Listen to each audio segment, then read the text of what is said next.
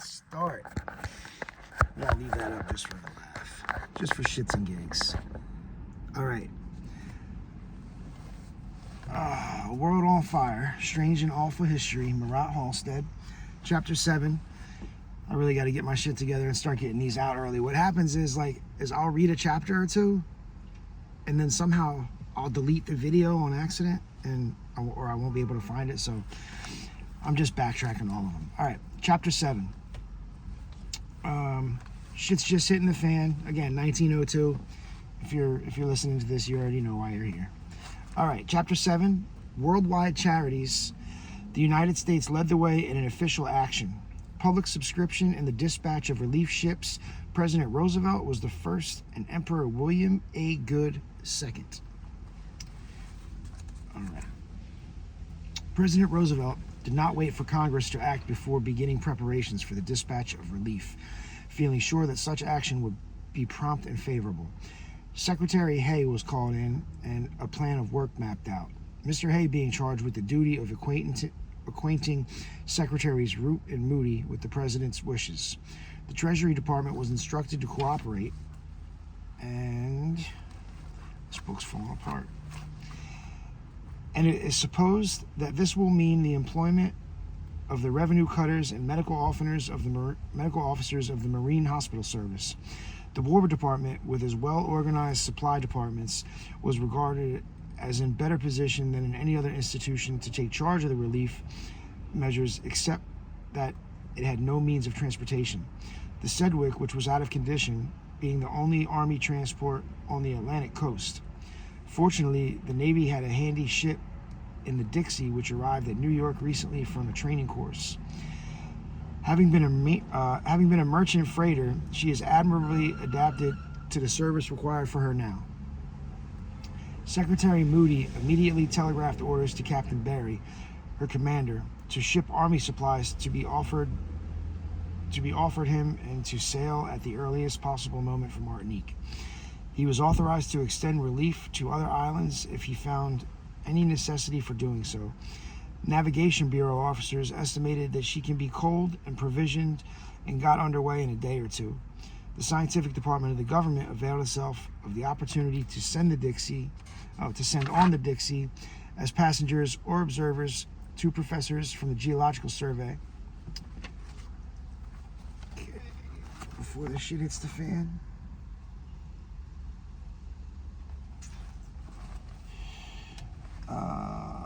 That's St. Pierre in Martinique. That's behind City Hall.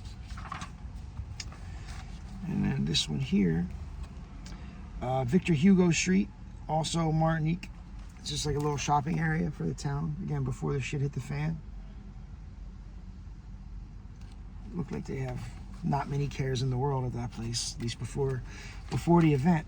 All right. A Harvard volcano specialist was also given passage. Harvard, Yale, if they're not secret handshaking fucking guys from there, then they're Jesuits. Every single thing going on. You show me a Jesuit in public, I can probably show you a dead wife. That's just how it goes. It's part of their religion too, I think. The United States steamship Buffalo. That's weird because Buffalo Bill died in Denver, and we just went through that shit with NFL playoffs. The Bills losing in Denver like Buffalo Bill died in Denver. And now we got a Buffalo steamship. Also converted merchant freighter, was prepared as a relief ship if the Dixie should not suffice.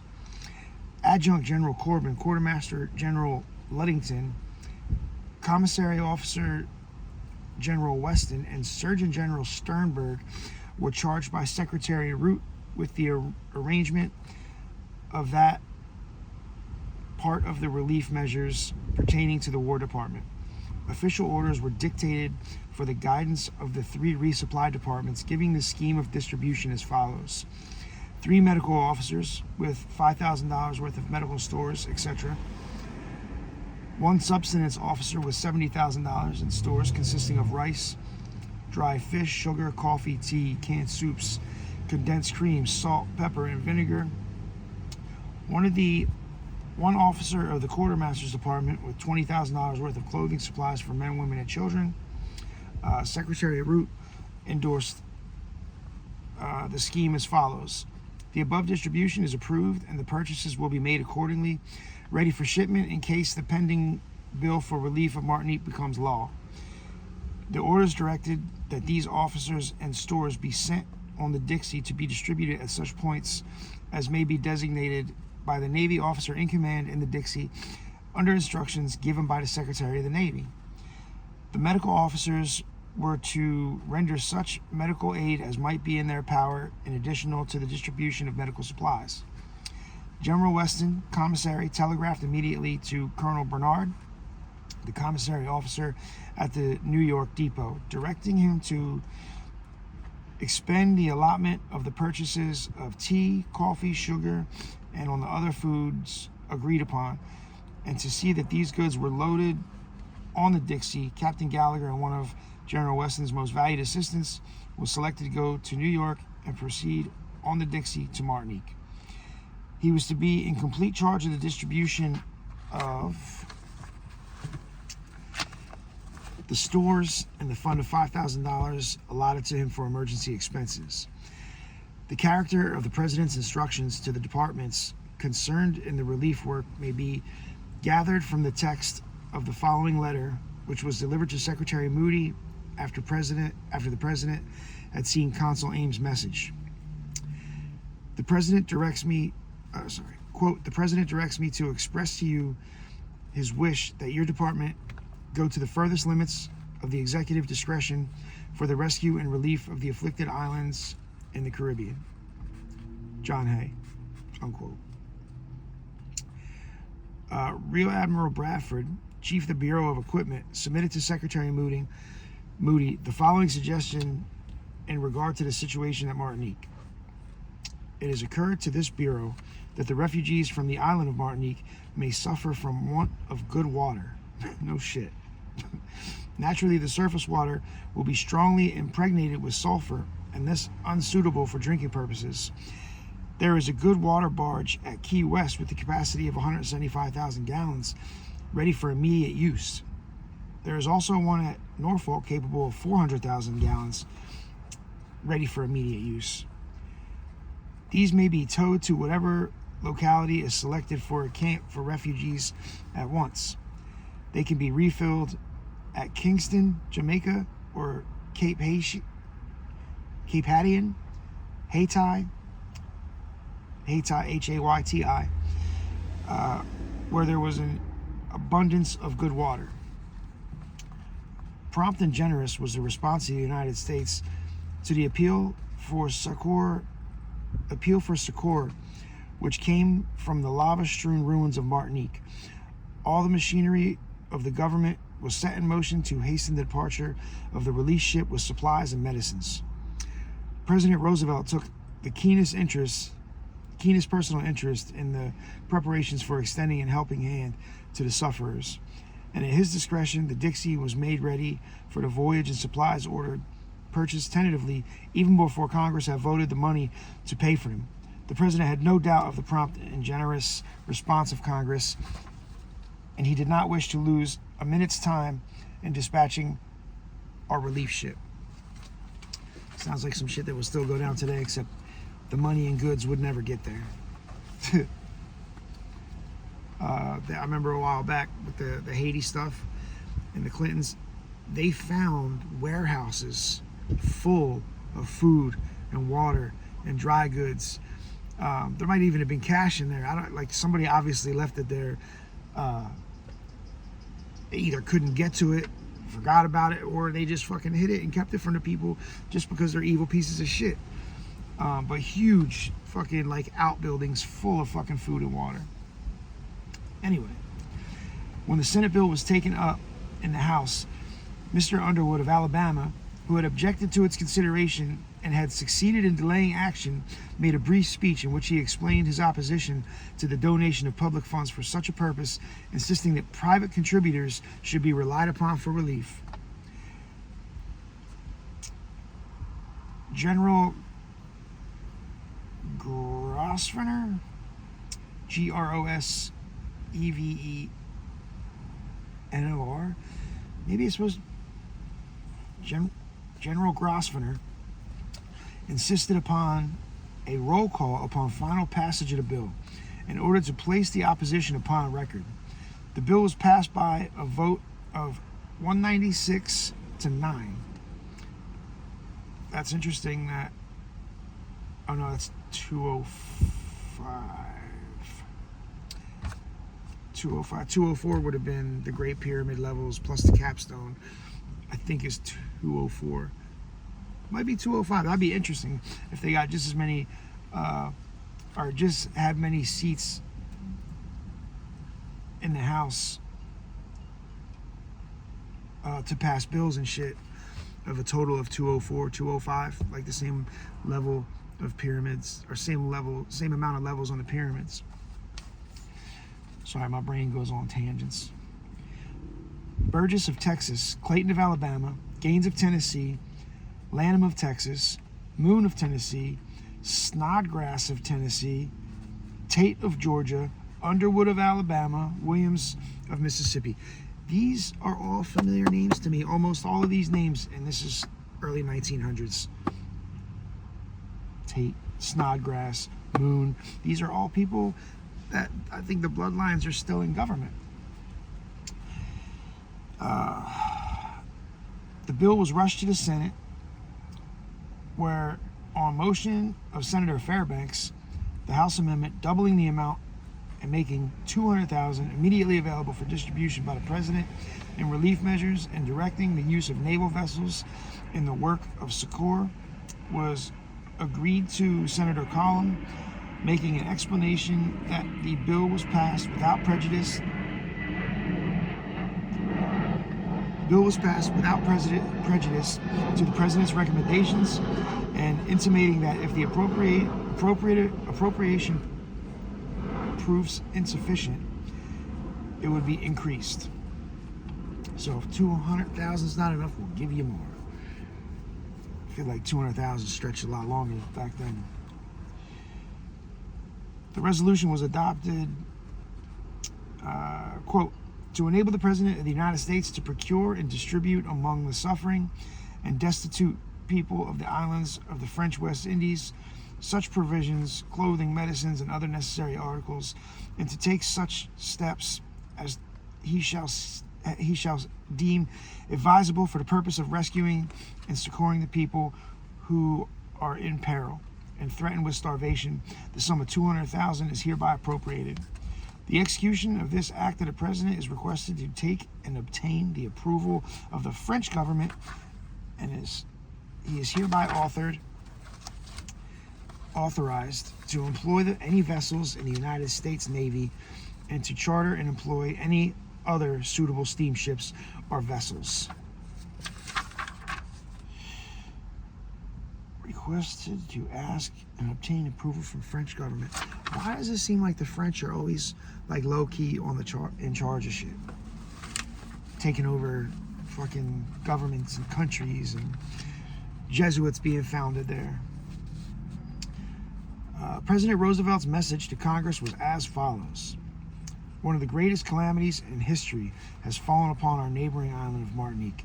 The Consul of the United States has telegraphed from Fort-de-France under date of yesterday that the disaster is complete.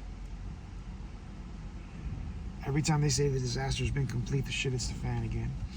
That the city of St. Pierre has ceased to exist, and that the American consul and his family have perished. He is informed that 30,000 people have lost their lives, possibly up to another 50,000 homeless and hungry, that there is urgent need for all kinds of provisions, and that the visit of vessels for the work of supply and rescue is imperatively required.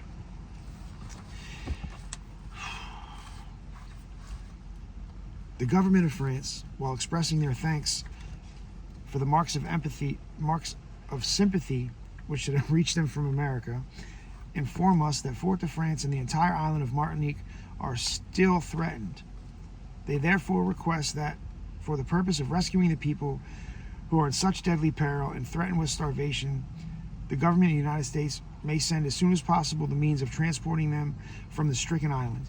Quote, the island of St. Vincent is, and perhaps others in that region are also seriously menaced by the calamity which has taken so appalling from Martinique.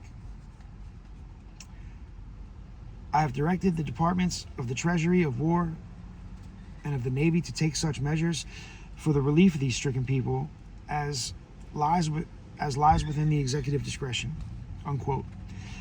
Following the text of the cablegrams between President Roosevelt and Loubet on the Martinique disaster, Washington, Washington, May 10, 1902.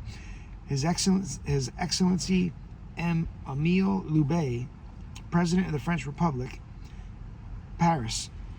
I pray Your Excellency to accept the profound sympathy of the American people in the appalling calamity which has come upon the people of Martinique.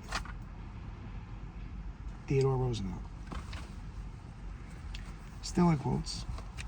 Here we go. Paris, May 11th, 1902, next day.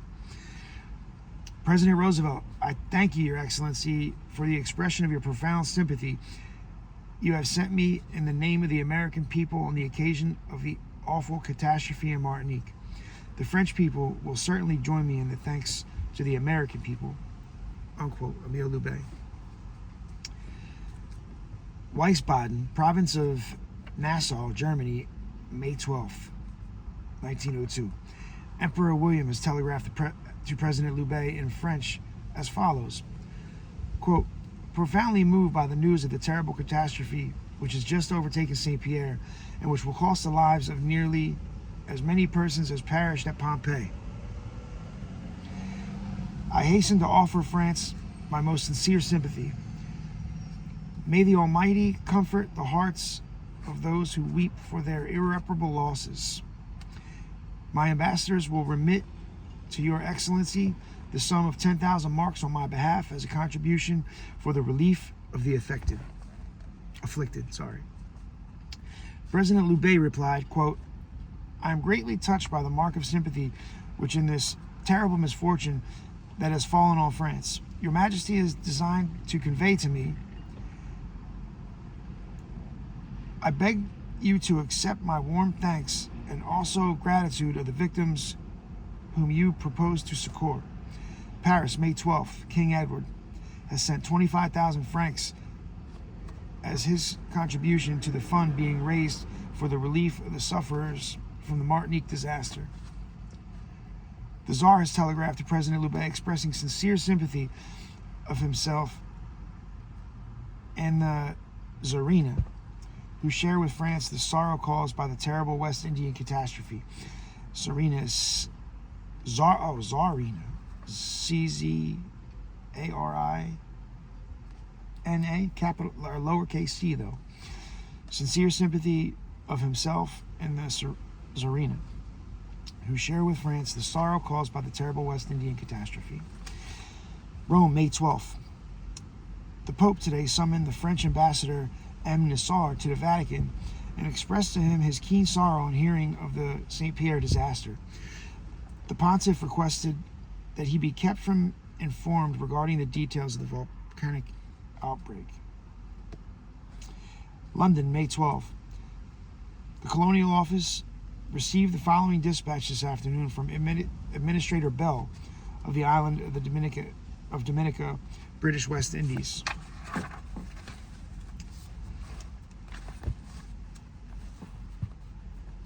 The Martinique catastrophe appears to be even more terrible than first reported.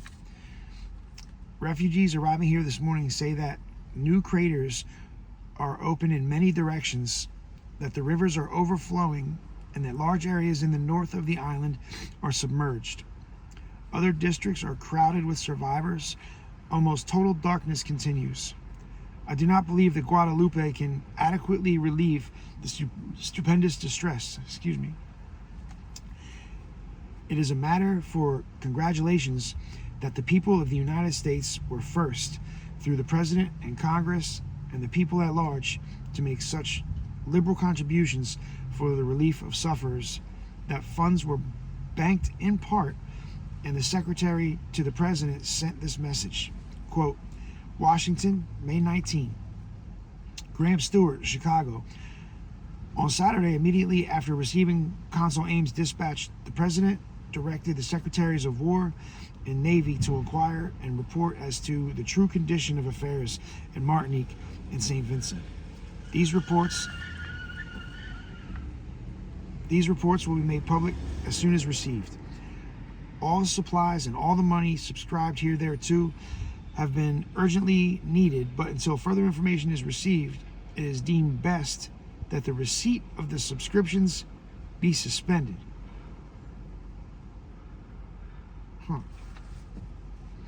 Still, the amount of relief fund continued to flow.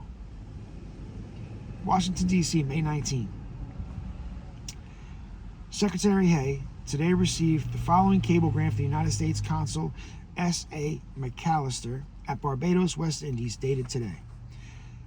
1,600 deaths at St. Vincent, 4,000 more destitute, immediate wants supplied, aid needed for 6 months.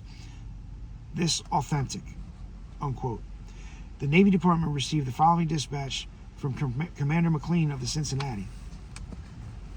Fort-de-France, May 19. Water barge not needed. Ashes and volcanic dust falling thickly here. Now, like thick fog, decks covered. The Potomac is reported to have reached St. Lucia yesterday. The following statement was given out at the White House today. On Saturday, immediately on receiving Consul Ames' dispatch, the President directed the Secretaries of War and Navy to inquire and report as to the true conditions of the affairs of Martinique and St. Vincent. These reports will be made public as soon as received. Didn't I just fucking read that same thing?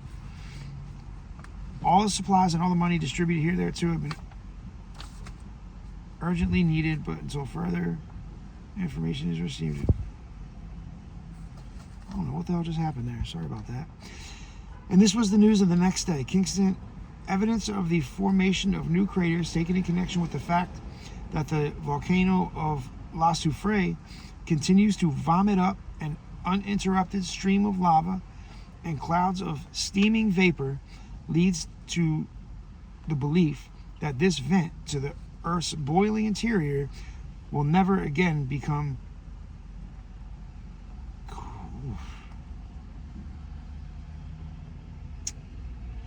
I'm not sure what the word means, but I think it's saying never become again, like it's never going to calm down again. There's a few words here, like throughout the book, that are tricky words, but they're also almost like somebody tried to like backspace with a typewriter because I can't see all the letters of it. So I think if they're just saying that it's never going to calm down again and the crater is just going to be going crazy. It is conceded that all the region within miles of the mountain summit is to be rendered uninhabitable.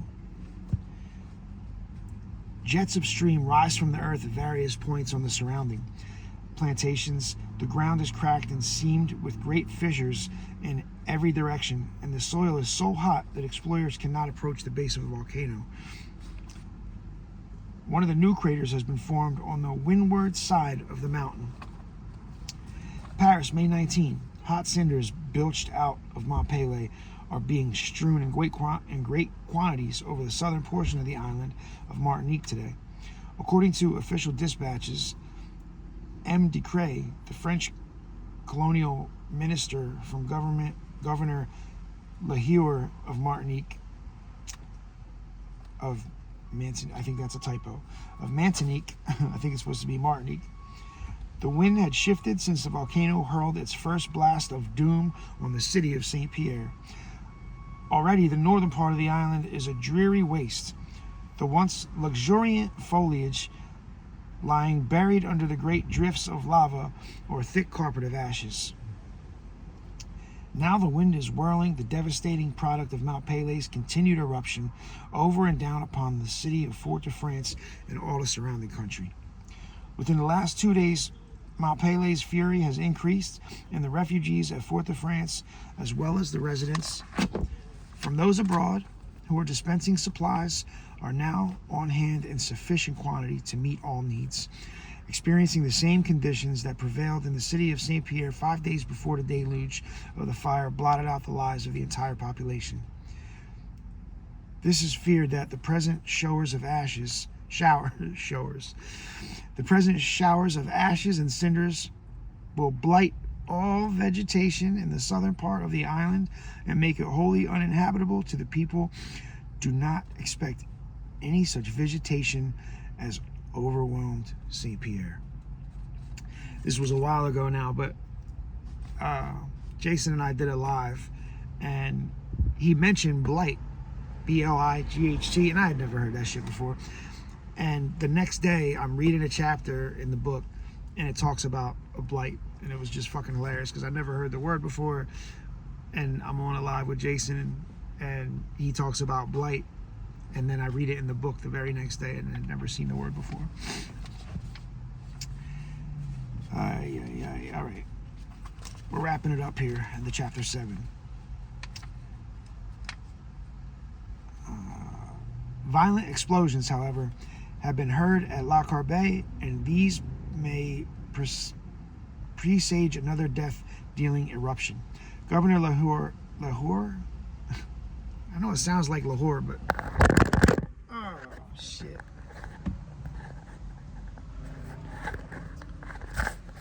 Alright, it looks like we didn't stop filming, so that's good news. Currently got like one little thing left. Governor Lahore, it's not spelled Lahore, it's just, I think it's pronounced Lahore. It's French, you know. Also cables that there is no likelihood of riots in the northern part of the island. Though the remaining inhabitants are without work, they are peaceable and will not start disorder unless driven to by the pangs of hunger and the fear of starvation. St. Pierre seen from the harbor, showing spires on the cathedral. Nice little peaceful shot here. Another one before shit hits the fan.